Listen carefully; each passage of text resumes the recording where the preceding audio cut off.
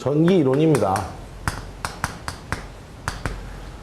공무원 전기직 9급의 전기 이론입니다. 예전에 몇 년 전까지만 해도요, 지금 대부분의 이 시중에 있는 동영상 강의들이 대부분 어땠냐면, 이 전기 이론이라는 이 과목은 그냥 전기 자기학하고요, 회로 이론의 어떤 합성이다라고 보여지는 과목이었습니다.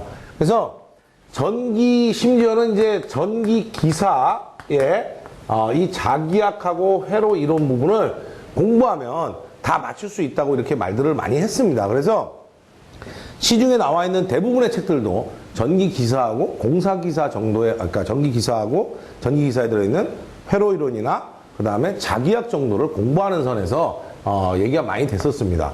그런데 이 어떤 시험을 준비하든지 간에요, 일단 가장 중요한 것은 뭐냐면 기출 문제를 분석해 보는 겁니다. 기출 문제를 분석해 보니까 한 7년치, 최근 7년치를 제가 분석을 해 보니까요, 지금 나와 있는 책은 의미가 없어요. 왜 의미가 없냐면, 전기 자기학하고 회로 이론이 절반씩 들어있다라고 하지만 현재는 많이 다릅니다. 많이 다르다는 게, 예전에 하여튼 제가 봤을 때는 한 7급 정도 수준에 오지 않았느냐라고 느낄 정도로요, 체감이 굉장히 어려워진 건 사실이에요. 예전에는 전기이론은 일단 다 맞고 시작하자 이런 분들이 상당히 많았는데 지금은 그렇지 않다는 얘기를 합니다. 그 이유가 뭐냐면, 일단 그 첫 번째, 이 두 과목으로 형성되어 있다니까요, 전기 자기학부터 제가 좀 말씀을 드릴게요. 전기 자기학이 예전에는 그 앞부분, 전개 부분이 상당히 많았는데 지금 현재는 자개 부분으로 많이 넘어와 있습니다. 대책을 세우신다면요, 물론 전개 쪽도 공부를 해야 되겠지만 자개도 상당히 공부를 많이 해야 된다는 거예요.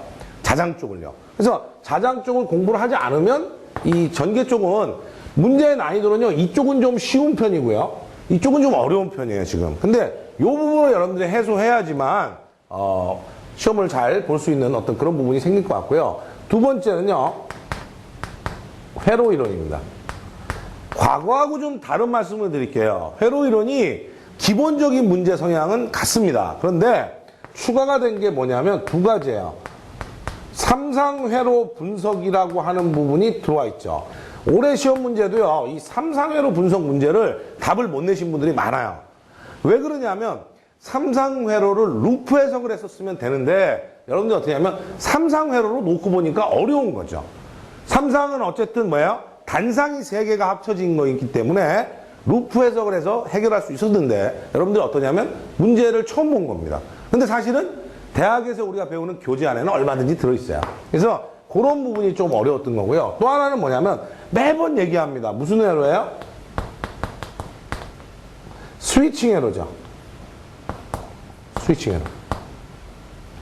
자, 스위칭 회로라고 하는 것은, 스위칭 회로라고 하는 이 애는 참 어려워요. 왜 어렵냐면, 스위치가 지금 이렇게 말씀드릴게요. 스위치가 RL 회로를 제가 예를 하나 듣겠습니다. 그죠? 스위치가 닫히는 순간은요, 닫히는 순간과 오래 닫혀 있었다는 건 얘기가 다르죠. 닫히는 순간에는 어떻습니까? L이 쉽게 얘기하면 어떻게 돼요? 개방이 되어 있는 상태이기 때문에 전압이 그대로 여기에 이 전압이 다 걸릴 거지만 닫힌 지 오래되면 L은 단락 상태로 가니까 전압이 안 걸릴 겁니다. 결국은 스위칭 회로는요, 스위칭 회로 자체는 뭐하고 뭐예요? 인덕터하고 캐패시터를 어떻게 해결할 거냐는 거예요. 인덕터의 경우에는 뭡니까? 초기 상태에서는요, 초기에는 개방 상태고요, 최종에 가면, 정상 상태로 가면 단락인 상태로 바뀔 것이고, 캐패시터의 경우에는 어떻습니까? 초기에는 어떻게 해요? 단락 상태였고요, 최종에는 뭐가 됩니까? 개방 상태가 되는 게 원칙이죠. 그래서 이러한 어떤 스위칭 회로 쪽을 여러분들이 해결하지 않으면 어렵습니다. 그래서 항상 두 가지예요. 스위칭 회로, 그 다음에 삼상 회로. 두 가지를 여러분들이 어떻게 해결하시느냐에 따라서 전기이론의 향방이 가려질 겁니다. 기존에 있는 기본적인 내용은 다 공부하셔야 되고요. 이 두 가지 부분을 중점적으로 두셔야 돼요. 공무원 시험은요, 공무원 시험은 한 개를 틀리느냐, 한 개를 더 맞느냐에 따라서 합격과 불합격이 달라질 수 있습니다. 그런데 남들이 다 맞히는 저항회로 맞춰도 좋아, 물론 맞춰야 되죠. 그런데 남들이 다 맞히는 건 무조건 맞춰야 돼요. 그런데 남들이 잘 못 맞히는 뭐예요? 이런 부분을 맞춰야 됩니다. 또 자기의 부분이 이런 부분을 맞춰야 돼요. 그래서 이런 부분을 어떻게 해결할 것인가가 가장 중요합니다. 또 한 가지는요, 세 번째로 말씀드리면 기출문제를 풀어보셔야 돼요. 기출문제를 최근, 그죠? 한 5에서 한 7년 정도는 기출문제를 푸셔야 돼요. 왜? 최근 5에서 7년 정도 기출문제를 확인해 보니까, 그죠? 예측이 가능하더라, 이런 얘기죠. 시험에 자기학하고 회로 이론도 합쳐져 있는 이 전기 이론도 예측이 충분히 가능했습니다. 올해, 그죠? 올해 제가 예측을 좀 해서 한 100여 문제 정도 예상 문제를 뽑아서 수험생들한테 드렸더니 그 중에 올해 거 확인해 보니까 국가직 같은 경우는 어느 정도의 한 70, 80% 정도는 거의 같은 내용입니다. 그 이유는 뭐냐면 최근 5에서 7년치를 보면 예측이 가능한데 절대 하지 말아야 될 것은 최근 5에서 7년치를 풀어봤을 때 예측치가 나오면 그 부분을 반드시, 그죠? 주변에 있는 내용 공부를 하셔야 되는 겁니다. 그런데 어떻게 해요? 여러분들 제일 많이 하는 게 어때요? 문제만 그냥 외워버리는 거죠. 외우는 공부는요, 공무원 시험에서는 탈락의 지름길입니다. 내용을 분석을 해서 알아야 되는 거죠. 문제는 똑같지 않습니다. 비슷한 유형이 있다는 거죠. 자, 그래서 예를 들어서 어떤 캐패시터 회로가 나왔고 또는 태분한 회로가 나왔습니다. 그럼 여러분 어떻게 돼요? 태분한에 대해서 공부를 하셔야 됩니다. 그렇죠? 태분한 회로를 예를 들어서 여러분들 이렇게 보고 있죠? 뭐 10V에 4Ω이고 6Ω이고, 그렇죠? 그 다음에 뭐 예를 들어 2Ω이었다. 그렇죠? 태분한 전압을 구해라. 그렇죠? 뭐 예를 들어서 여기가 뭐 2Ω이고요. 8Ω이라고 합시다. 그냥 편하게. 자, 태분한 회로를 구해라. 라고 했을 때 여러분들이 태분한 회로를 어떻게 구합니까? 이쪽에서 이쪽으로 보고, 그죠? 태분한 저항을 구합니다. 얼마예요? 전압은 단락시켜 놓고 하니까 2Ω에다가요 8하고 2하고 병렬로 놓으면, 그렇죠? 얼마예요? 3.65Ω이 됐겠죠? 그렇죠? 태분한 전압은 뭐예요? 이 개방단자에 걸리는 전압이니까 10V가 얘하고 얘 중에 여기 걸리는 전압이죠? 2하고 8 중에 8에 걸리는 전압이니까 8V다. 이렇게 해서 계산값을 냅니다. 그런데 태분한의 또 하나 중요한 특성은 뭐예요? 전류가 직렬로 붙어 있는 전화번은요, 저항이 직렬로 붙어 있는 전화번은 뭘로 바꿀 수 있다? 노턴의 전류원으로 이렇게 바꿔도 되죠.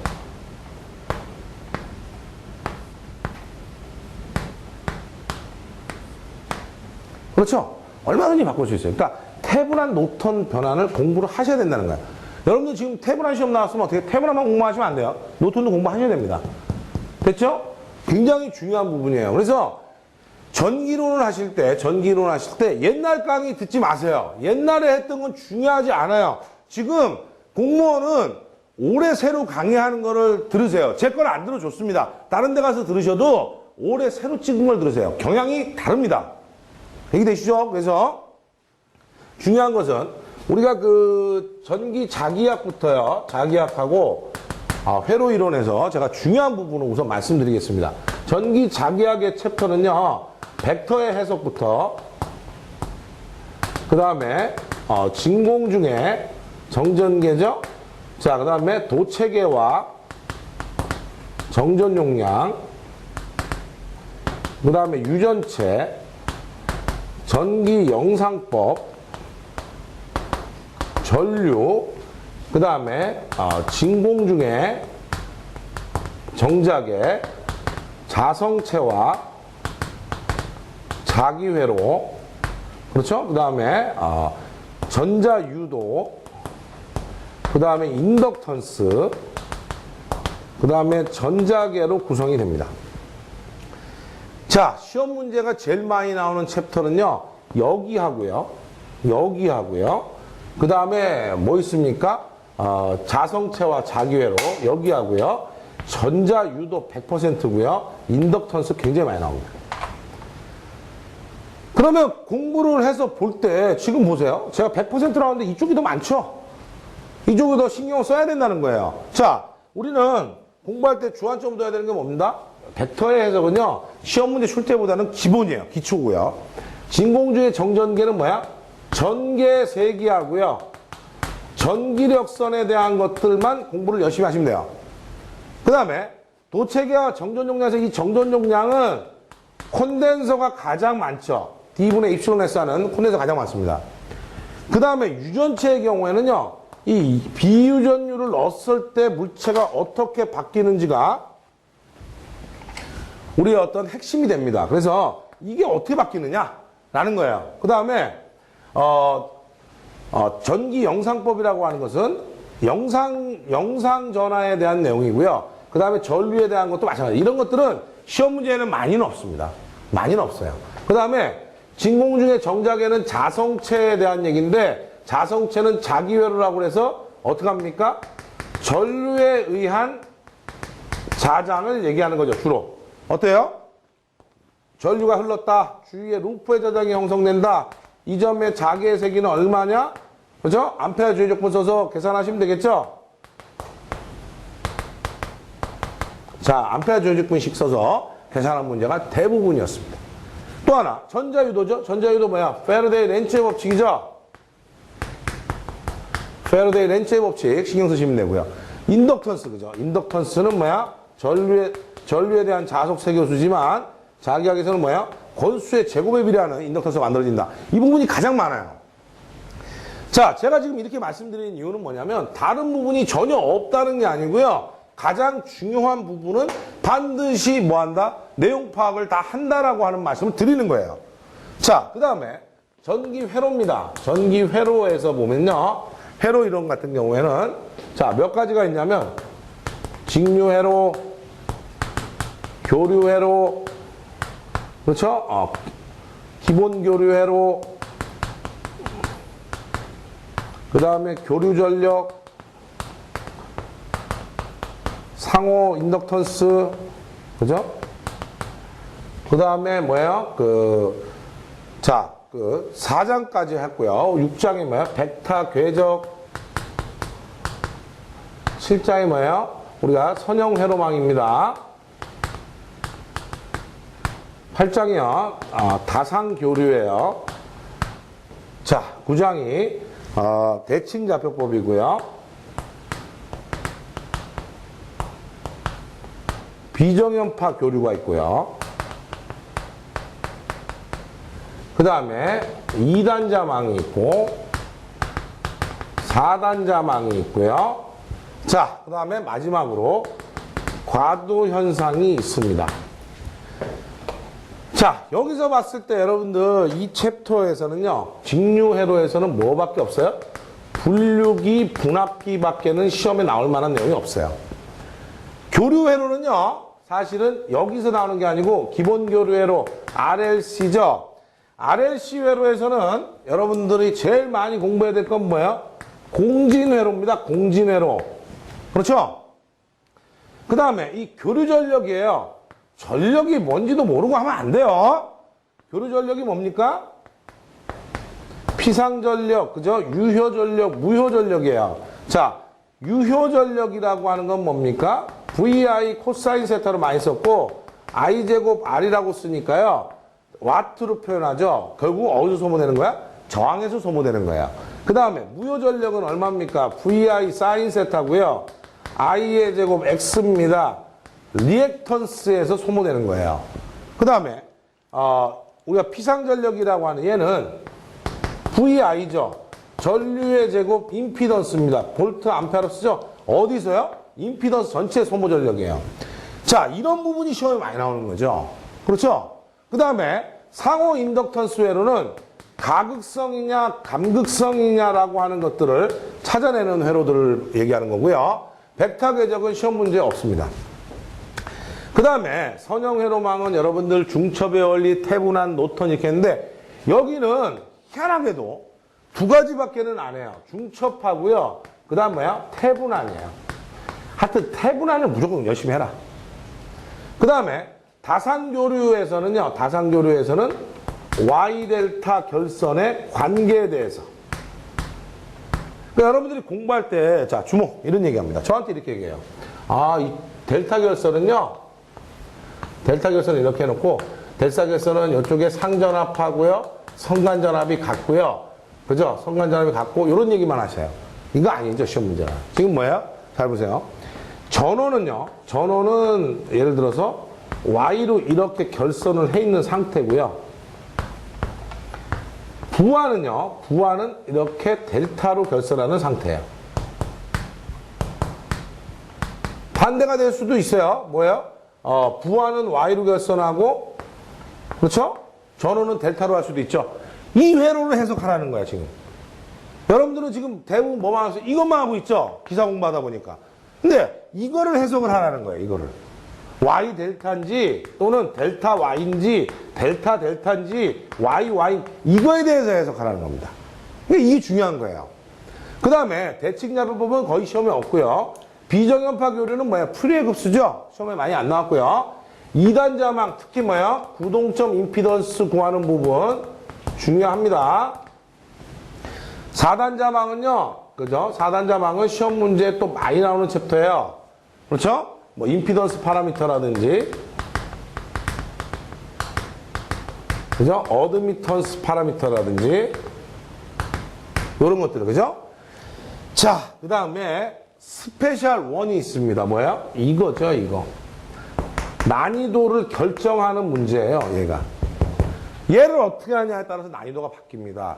그래서 뭐 스위치가 오랫동안 열려 있었다, 닫혀 있었다. 이 나중에는요, 시험 준비하시는 분들이 어떠냐면 스위치만 보면 노이로제가 걸리는 거예요. 그래서 이 부분이 문제가 됩니다. 그래서 이 부분 열심히 하셔야 됩니다. 저하고 이번에 할 때요, 물론 다른 부분도 제가 설명하겠지만 이렇게 지금 말씀드렸던 시험이 많이 나오는 부분은 조금 더 강조해서 할 겁니다. 그때 여러분들이 공부를 열심히 하시면 됩니다. 자, 문항수는 20개지만 실제 과목은 2과목입니다. 여러분들, 그죠? 공부를 신경을 쓰셔야 됩니다. 그렇죠? 그리고 변화무쌍한 문제가 최소 2개에서 많으면 3개 정도 있어요. 요거를 어떻게 맞히느냐? 그 변화무쌍한 난이도는 과도 현상하고 어디에 있습니까? 다상교류에 다 들어있다라고 보시면 이해가 빠르실 겁니다. 그래서 이 2가지가 난이도를 결정합니다. 이 전체에서는요. 왜? 나머지는 보편적인 문제가 많아요. 여기 2개에서 결정을 짓는 겁니다. 아시겠죠? 자, 이렇게 하시면 전기 이론은요, 우리가 충분히 만점을 맞을 수 있을 것 같습니다. 지금 강의 시작해서 지금부터 노력하시면 아마 시험 보는데 굉장한 여러분들 성과를 거둘 수 있을 거라고 생각합니다. 여러분들이 저를 믿어주셔야 되고 저도 여러분들을 믿습니다. 저도 예전에 그 공무원 준비를 해봤었기 때문에 여러분들이 지금 어떤 각오로 있고 어떤 마음에 있는지 너무나 잘 알고 있습니다. 자, 이번에 전기 이론, 그죠? 꼭 만점을 맞을 수 있도록 노력을 같이, 그죠? 해보겠습니다.